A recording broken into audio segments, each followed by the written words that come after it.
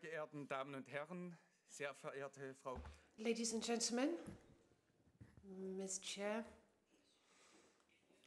Mr. Geier, who's joining us today. I do not know if you can already hear me, dear colleagues, dear representatives from the Grand Est region, dear friends, dear guests.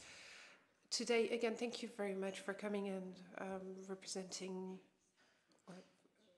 I'd like to thank the representation of the State of Baden-Württemberg to the European Union. Thank you very much to my colleagues. It's a real pleasure for us today to be able to welcome you all.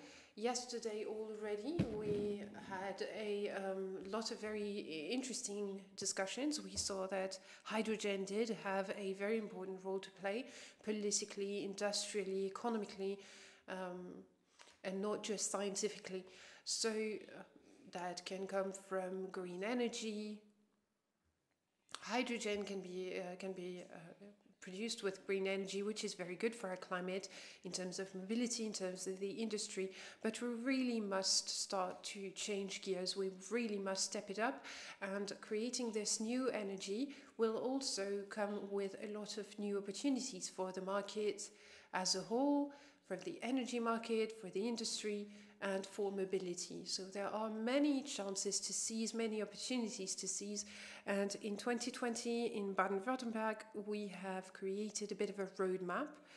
So we are working on themes that have been scheduled all the way to 2030, and we are going to go about it step by step in different sectors, in the field of technology, for distribution, retail, storage, mobility, but also in terms of architecture and buildings. And we're also, we would like to also invest in electricity creation. So to implement this roadmap, there are several important points. First of all, the development and the implementation of technology needs to be reinforced. The land is participating financially as well in many different projects.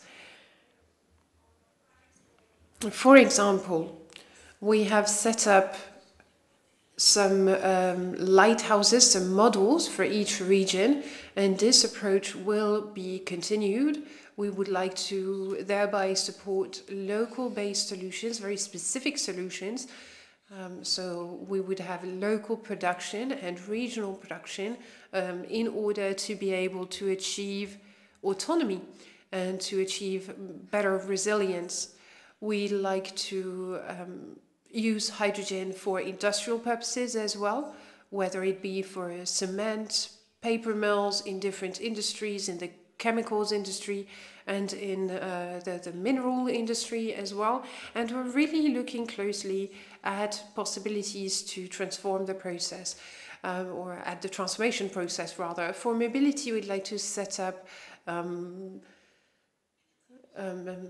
stations, for example, like petrol stations. So our program is very ambitious, and at the Baden-Württemberg, at land level, we would like to really be a stakeholder in this technological area. For the moment, so we would like to be leader. This is our ambition, but we cannot do it alone. We need partners, and we need a European-based approach. For example,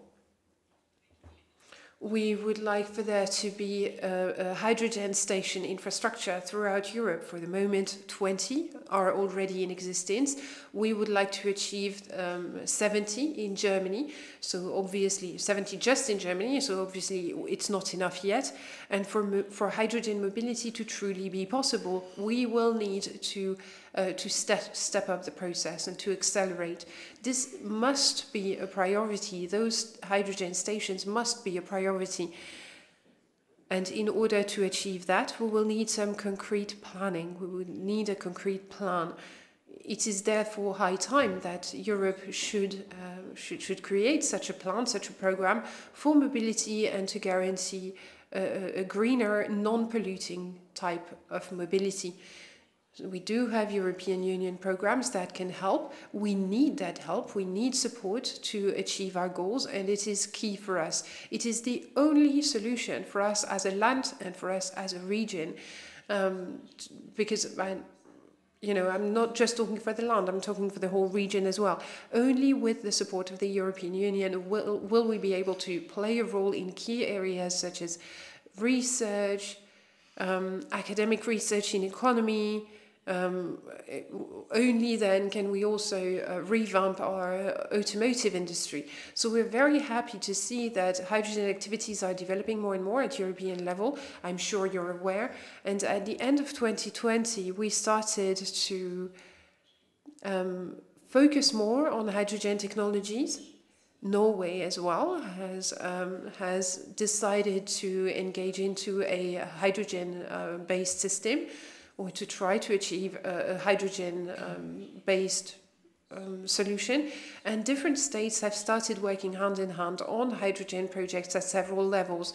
At a European level, this hydrogen strategy is a key project. There remains a challenge, however, in that this strategy in Europe needs to be closely related to the different regions and to the different countries. So we must have some academic work to back it up as well. And this is what we're going to talk about today. We would like to work on this future technology hand in hand with companies, with scientists, with public entities at European levels, at national levels, and at regional levels. Ladies and gentlemen, I wish you a very fruitful day, and I would like to thank you already for your attention. I'd like to thank also the Land of Baden-Württemberg, and Mrs. President, you are very welcome.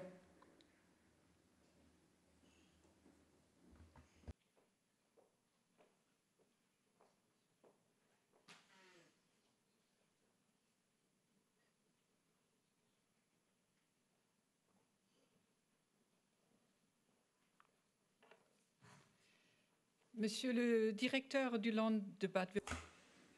Mr. President of the Baden-Württemberg Land, dear Mr. Lehmann, ladies and gentlemen, representatives of the political, economic and academic world of the Rhin-Meuse basin that unites the Grand Est to their neighbors from Belgium, the Netherlands, Germany and Switzerland and Luxembourg.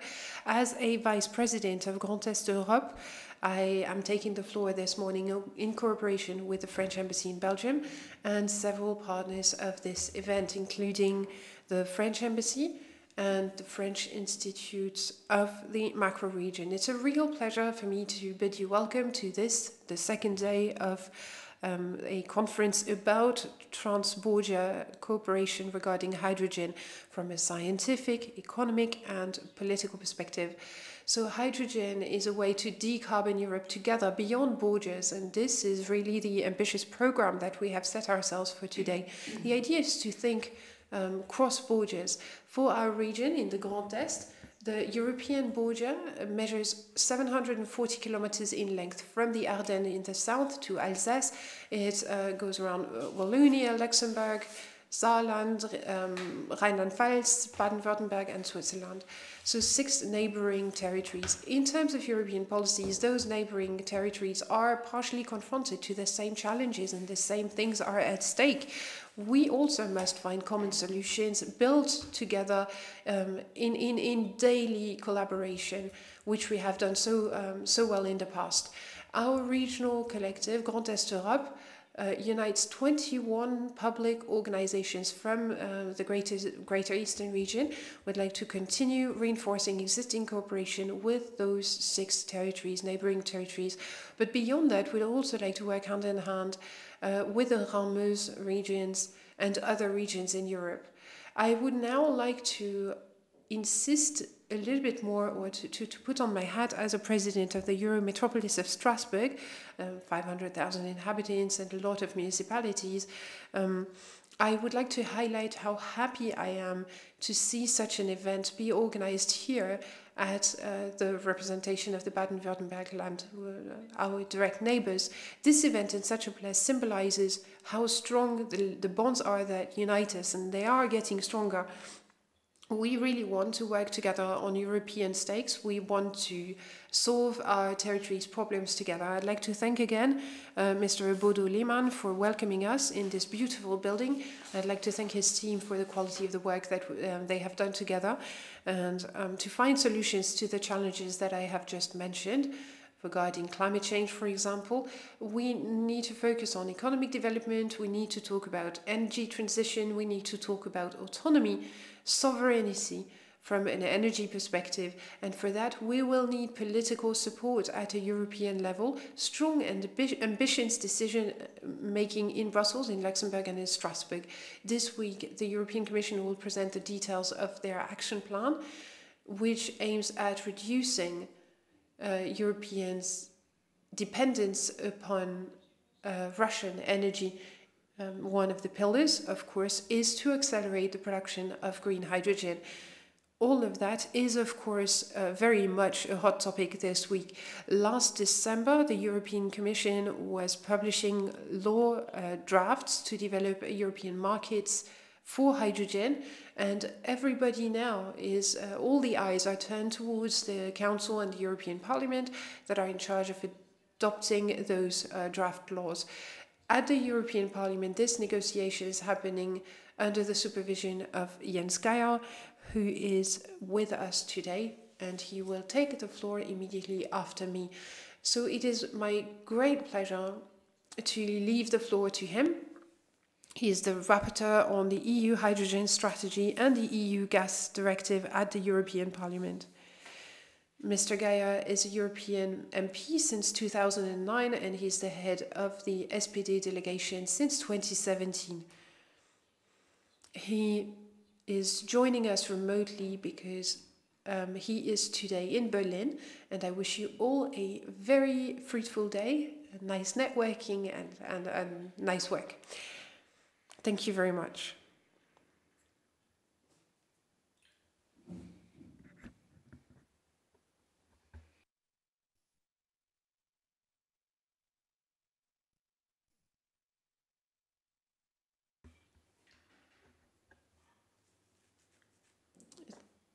The interpreter is just signaling that the sound is pretty bad. I cannot be with you today. I have to remain in Berlin. I would have loved to be here. So thank you very much for your invitation. I would like to say a few words about the development of hydrogen technologies at European Union level. I have had the luck and the pleasure to be a representative at the European Commission for the Hydrogen Commission. And we have been able to make a proposal based on the ideas that have emerged over the past few years. So we have confirmed our estimates .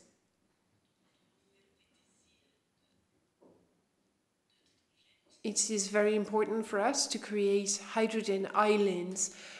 For the moment, we are at the very beginning of this strategy, and hydrogen has, as you know, many different, a wide range of applications. It's an energy vector, which means that we can create hydrogen with energy.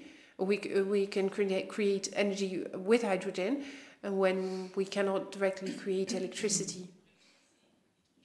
So there is a possibility for hydrogen to be used as electricity storage.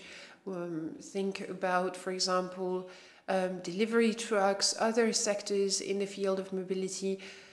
Hydrogen can provide a great solution, though there are other solutions with e-fuel. For example, hydrogen could be used for planes, could be used to power our industries. So it's a good way to store energy, and it's a key element in our energy cycle, or it could become a key element in our energy cycle, especially with green energy that is likely to provide energy surplus. You know, in the North Sea, for example, sometimes it's very windy, so you produce a lot of energy, and hydrogen is a great solution to store and transport this energy and use it when we need it.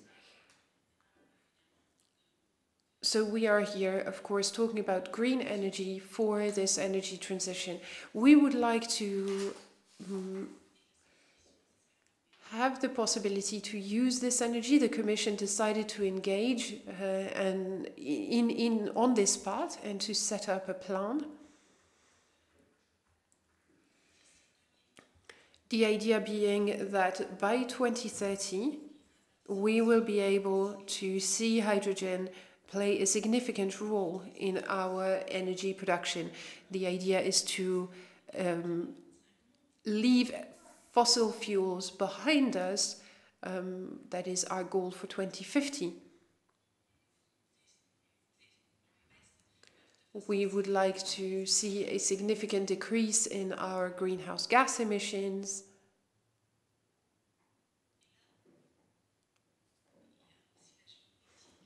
And their geopolitical factors are playing a role as well. Specifically now, we have determined that it was extremely important for us to no longer be dependent not only upon fossil fuels, but specifically upon Russian fossil fuel. So the Commission, with Repower EU, has decided to work on becoming more energy independent through hydrogen, for example, through electrolysis infrastructures. So in the future, this is what the Commission has announced. We would like to have some more concrete proposals on the table in order to achieve our ambitions and to set up or to give hydrogen a bigger role to play in our industry. So green energy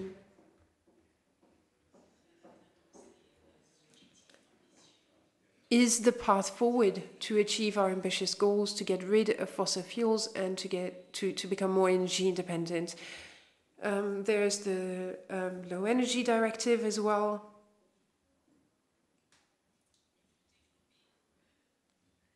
We are looking to develop this renewable energy park as quickly as we possibly can. And for that, we need hydrogen. The needs are huge, in fact. And we will not be able to only do green energy immediately, but the needs are very important. The needs are huge, and we will need to act fast.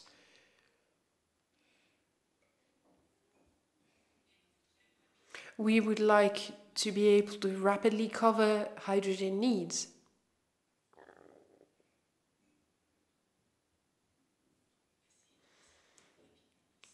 Again, speed is of the essence, and I feel lucky that I have had the possibility to be involved in the discussions at EP level in terms of hydrogen economy. And we have been working on that with my team. We are going to have some first discussions regarding a committee on the industry even before the summer, and this is the condition for us to be able to set up the right infrastructures, the necessary infrastructure, and to develop an economic model wherein hydrogen would be profitable. There are some issues still to be solved, and the Commission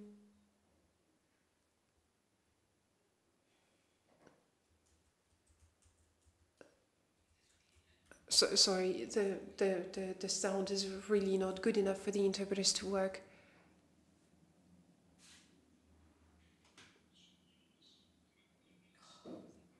So we do have a functioning network of different pipelines that we could potentially use for hydrogen.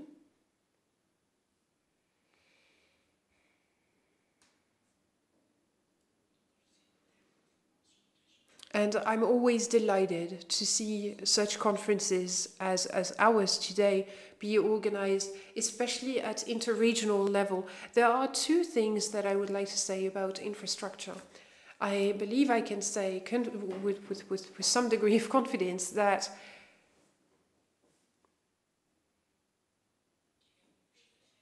there still is a lot to be done, and I do know what I'm talking about. We still have a lot on our plate, certainly.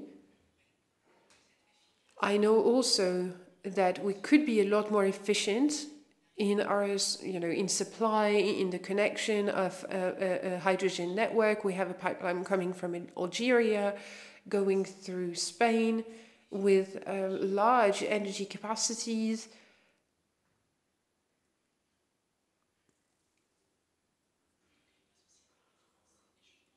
That pipeline also goes to France, and I do believe that France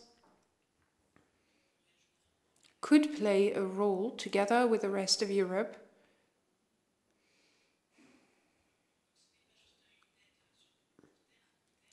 but for that we will have to focus on the long term. It cannot be short-term programs. We have to focus on the future. That will be the solution to transport green hydrogen. Only by being forward-looking can we achieve a proper functioning network. Europe as a whole could import green hydrogen.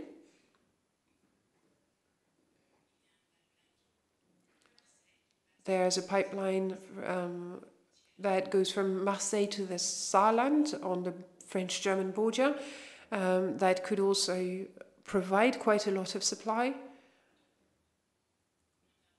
And there is a lot to do at European level, and we can really support each other.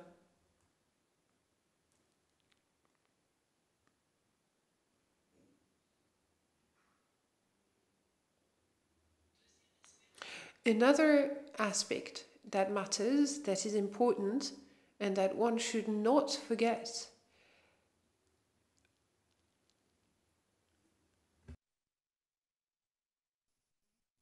is the different stakeholders, in the field of hydrogen.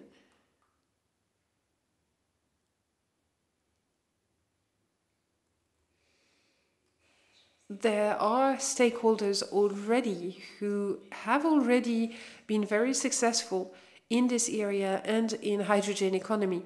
They know the path to follow, they have set up best practices, and I do believe that we need to follow suit. So concretely, what can we do from a regional perspective? Well, interconnection matters. Interconnection is in fact the cornerstone. We have to think globally, we have to think beyond borders. We are producing energy, for example, in Germany.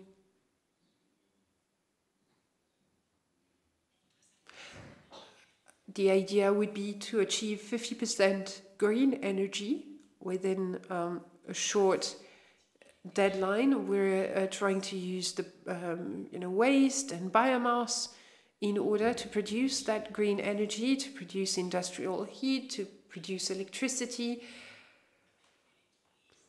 And with electrolyze, we also have the possibility to turn this energy into hydrogen, which can later be used for mobility purposes, for example.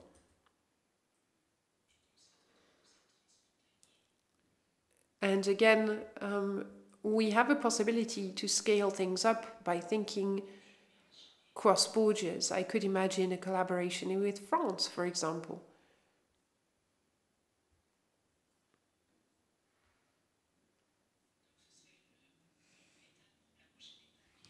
It would be the next logical step.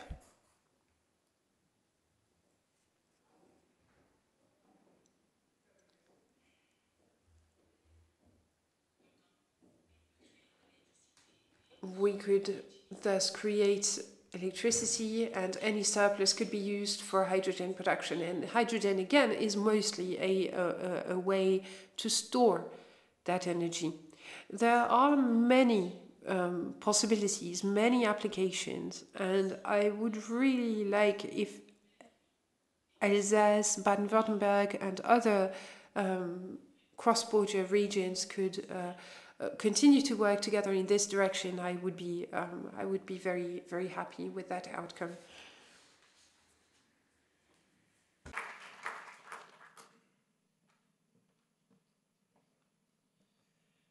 Dank an Herrn Geier für die Thank you very much. Thank you very much, Jens Geier.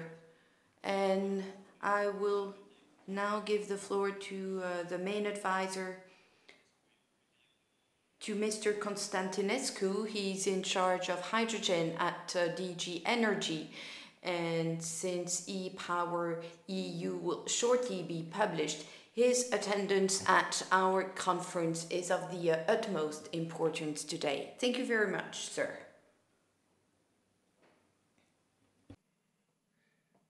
Good morning. Thank you, first of all, very much for the invitation today. Very pleased to be with you here. And congratulations to the Grand East and to the representation of Baden-Württemberg for hosting this event. Indeed, very timely, and also hopefully one of the key enabler and solutions in the energy transition and in repowering EU, which is hydrogen. Let me say that this is perhaps now more important than ever in the current geopolitical context, also due to the war and the invasion of Ukraine by Russia. But hydrogen started to be noticed as an important element already a couple of years ago on the front line of the Commission activities, and in implementing the Green Deal, the first big project announced by President von der Leyen, the energy system integration strategy and the hydrogen strategies were the first, if you want, the deliverables. And we already spoke at the time and identified hydrogen as key in this respect, because in the strategy we looked at how to create an investment agenda, but also how to upscale demand, supply, what needs to be done in research and innovation, what needs to be done on financing, what needs to be internationally. And more of my colleagues today will speak to you in particular about the financing, but also the other topics which are so important. Now, on the other hand, to materialize this, of course, we needed a sum of actions and legislative actions to create a legal framework for this. And this is a 54-55 package, which we came last year in July, complemented, last part of it, last winter, about hydrogen and gas decarbonization package. Let me underline that this is indeed extremely important. It's important, as I said, first of all, because it brings together industrial and energy policies. And this is to a very much extent the aim also of the Green Deal, to make economic recovery, to modernize actually the economy while making the energy system more sustainable and to ensure the carbon neutrality target by 2050. But to achieve this carbon neutrality by 2050, we need to decarbonize the entire energy system. That's why the importance of system integration, the importance of innovative approaches, innovative policies, innovative technologies to decarbonize both the electrons but also the molecules of the energy system. And towards 2050, we estimate the doubling of the share of electricity in final energy consumption, but still half will be biomass, biogas, hydrogen, synthetic gases, synthetic fuels, which need to be decarbonized. Therefore, hydrogen is so important, therefore the targets, and therefore the investment plans, which happen so that because of the pandemics, the recovery and resilience plans, the whole multi-annual financial framework started to catalyze investments. We spoke when we established the targets for hydrogen of 40 gigawatts by 2030 in electrolyzers. We spoke about 40 billion euros to be invested in electrolyzers, but other 200, 300 billion euros to be invested in renewables, other 60 billion euros to be invested in infrastructure, including storage. So to all this to materialize, of course, we need to have the appropriate, adequate legislative framework, legislative regulations. And this is what we tried with 50 or 55. First of all, with, of course, speaking from an energy perspective, the Energy Efficiency Directive and the Energy First Principle and the role of hydrogen into that, but also renewables, establishing targets for renewable hydrogen in industry, 50% by 2030, in transport, 2.6% in renewable fuels of non-biological origin. So all this triggering the demand. On the other hand, of course, creating conditions, carbon contract for difference through the ETS, the reform, and not only the whole projects, some emerging from research and innovation when we had the first partnership, Clean Hydrogen Partnership now, with the hydrogen valleys, and moving to upscaling, and under the Green Deal having the first projects of 100 megawatt electrolyzers being developed in Europe. Let me recall you just 10 years ago, we were speaking about 10, 20 kilowatts. So the scale has clearly changed, also due to the partnerships we had in hydrogen innovation, research, and now moving into the partnerships with the Clean Hydrogen Alliance of Industry, and in the recent announcement you saw on how the industry can get together on the supply side speaking about the electrolyzers scaling up. All this is very needed. All this is very needed, and this is what we tried, as I said, also through the state aid regime, taxation, what we have in the Fit for 55 package, and later on now with the hydrogen and gas decarbonization package, where we try to find the appropriate level of regulation for a really emerging market, which cannot be too tough, but needs to be put on a right track. And for this, we have a transitory regime until 2030, another regime after 2030, pushing mainly for repurposing of the gas infrastructure for picking up hydrogen, enabling up to 5% blending in certain conditions. So, and speaking about either negotiated third-party access or regulated third-party access after 2030. In this way, we hope the market can develop, and the market, on the other hand, will be supported by financially, and also, even more, I think it's important to mention the certification. The certifications, the way of guaranteeing that when we speak about renewable hydrogen, is really renewable hydrogen. When we speak about low-carbon hydrogen under the gas decarbonization package and hydrogen, we speak about low-carbon hydrogen. And for this, we'll also have a delegated act by 2024 for the low-carbon, which will very much follow the principles what we have for renewables of life cycle cost analysis and life cycle emissions as well. So all this will be coming, and things were on a, let's say, fast track when we had the starting of the war in Ukraine. And then we realized that even more, and the heads of states and governments gave us a clear indications we need to accelerate, and well before 2030, the Versailles Declaration, we should eliminate dependence of fossil fuels and gas from Russia. But this is very much in line with the whole principle of decarbonizing and reducing fossil fuels, but accelerating even more. And even more, the Green Deal proves its value, because it means to avoid stranded assets, avoid investments in lock-in effects.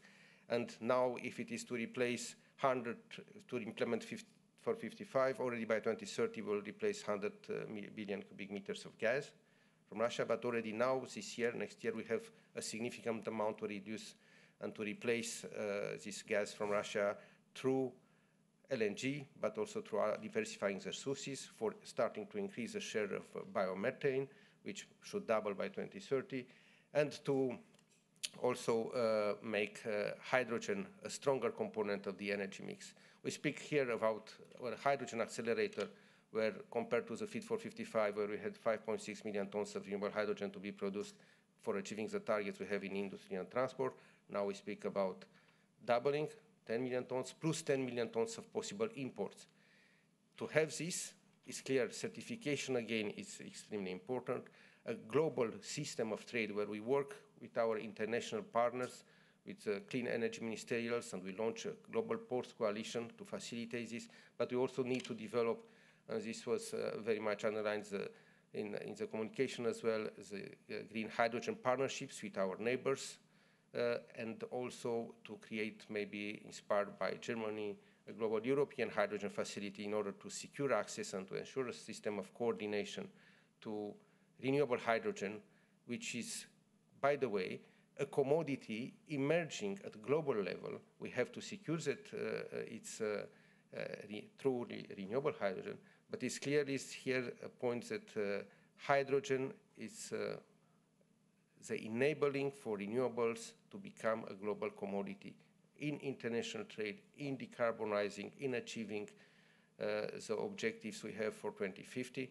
As you know, other countries have followed the objective of carbon neutrality by 2050, and we are continuing to maintain the leadership on this, and we count on maintaining this leadership not only on the climate agenda, but also on the technology, on the industrial agenda, on the cooperation, on the investment, which will make the whole energy system more sustainable. And this is very much the spirit also of the REPowerEU, which should also come now with a plan for more ambitious targets, with additional measures which to enable this transition to accelerate and to enable hydrogen to play a more important role, actually, according to the accelerator indicated in the communication in this transition. With this, from my part, I'm very happy to see this cooperation between your regions, and very happy to continue to cooperate with you. We stay on your side, and let's make this together. Thank you very much again.